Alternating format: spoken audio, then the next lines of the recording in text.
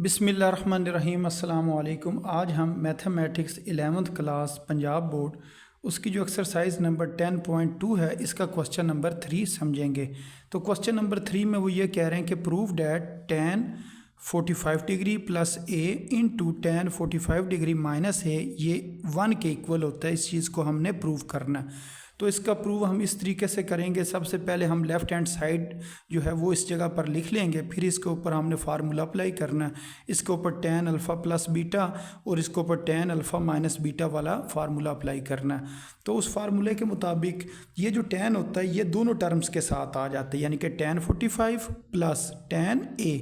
फिर नीचे हम लिखते हैं 1, अगर ऊपर प्लस हो तो नीचे माइनस लिखा जाता है। फिर इन दोनों टर्म्स को मल्टीप्लाई करके लिख देते हैं। इसी तरह ये जो tan है ये 45 के साथ भी आ जाएगा, माइनस tan a के साथ भी आ जाएगा। अब इधर लिखेंगे 1 और ये फार्मूले का 1 है। अगर ऊपर माइनस हो तो नीचे प्लस, और ये माइनस कहाँ से आया? इस जगह से आया। अगर इधर माइनस है तो इधर माइनस लिखेंगे। फिर उसके बाद ये वाला साइन ऑपोजिट साइन नीचे लिखना होता है, फिर इन दोनों को मल्टीप्लाई करना होता है। अब ये हमें पता है कि tan 45 डिग्री 1 के इक्वल होता है, तो इस वजह से ये tan 45 की जगह 1 लिख देंगे, इस tan 45 की जगह पर 1 लिख देना। इसी तरह इधर 1 आएगा और इस tan 45 की जगह 1 आएगा। जब इस 1 ने tan a से मल्टीप्लाई होना तो tan a बन जाएगा, तो नीचे बन गया 1 माइनस tan a। इसी तरह ये 1 ने मल्टीप्लाई होना tan a से, तो tan a बन गया, नीचे बन गया 1 प्लस tan a।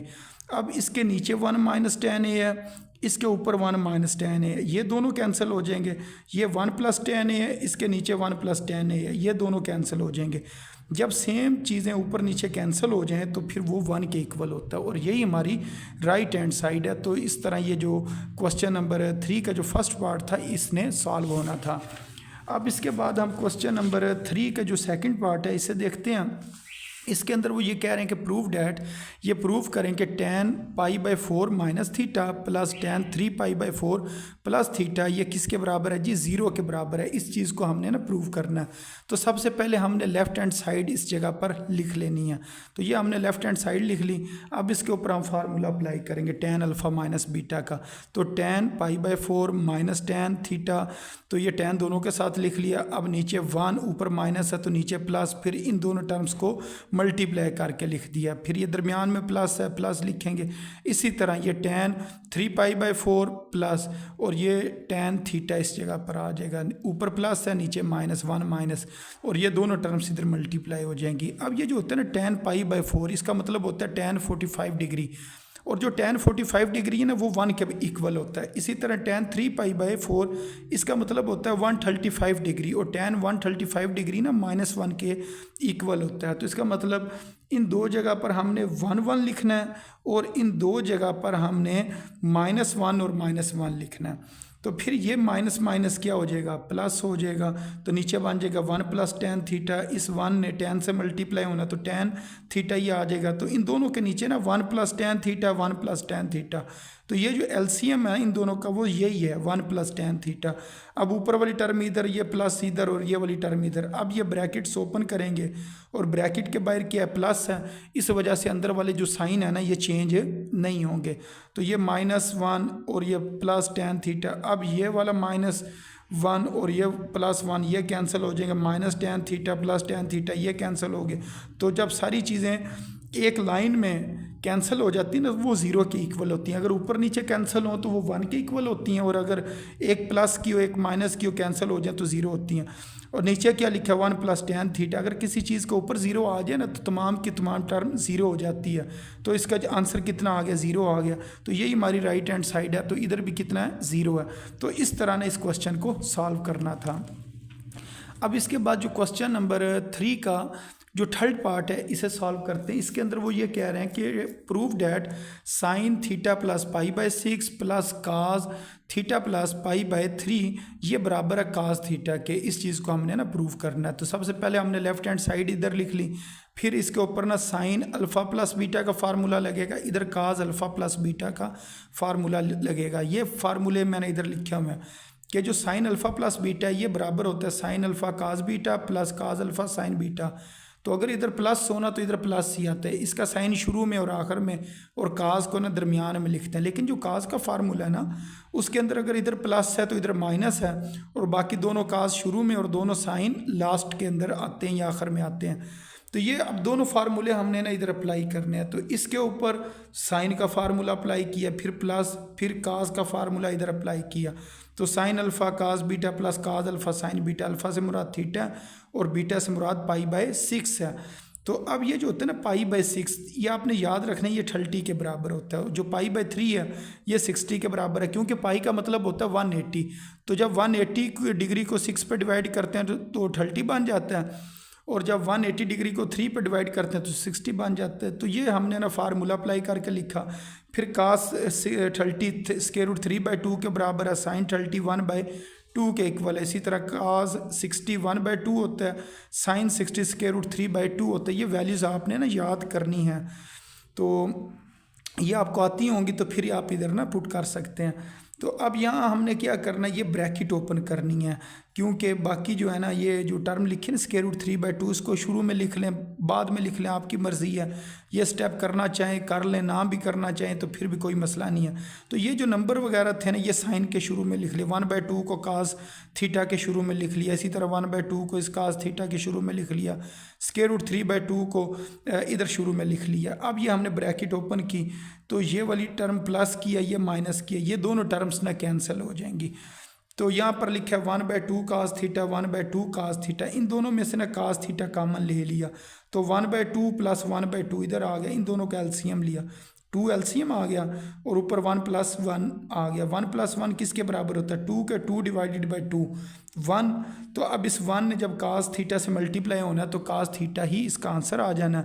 तो यही हमारी ना राइट हैंड साइड है कास थीटा। तो हैंस प्रूव, हमने इसको प्रूव कर लिया। अब इसके बाद क्वेश्चन नंबर 3 का 4th पार्ट है। इसके अंदर वो ये कह रहे हैं कि प्रूव करें कि sine theta minus cos theta into tan थीटा/2 divided by cos theta plus sine theta into tan थीटा/2 ये बराबर है टेन थीटा/2 के इक्वल है। इस चीज़ को हमने प्रूव करना है। तो सबसे पहले हम लेफ्ट हैंड साइड लेंगे, ये सारी की सारी जो टर्म्स है इधर लिख ली। फिर इस टेन थीटा/2 को ना चेंज करेंगे साइन बाय कास की फॉर्म में। तो टेन थीटा ना काट के भी बराबर होता है और बाकी साइन डिवाइडेड बाय कास के भी बराबर होता है। तो इसके एंगल थीटा/2 है, तो ये साइन के साथ भी थीटा/2 लिखेंगे और इस कास के साथ भी थीटा/2 लिखेंगे। सेम इसी तरह नीचे काम करना। अब ये जो साइन है ना, इसके नीचे हमने खुद 1 लिखा है, इस साइन के नीचे 1 लिखा और इस कास के नीचे 1 लिखा, ताकि ना हम एलसीएम ले सकें। ये एक टर्म है, एक टर्म ये है। तो इन दोनों का जो एलसीएम है ना 1 और कास थीटा/2 का, तो वो कास थीटा/2 एलसीएम है।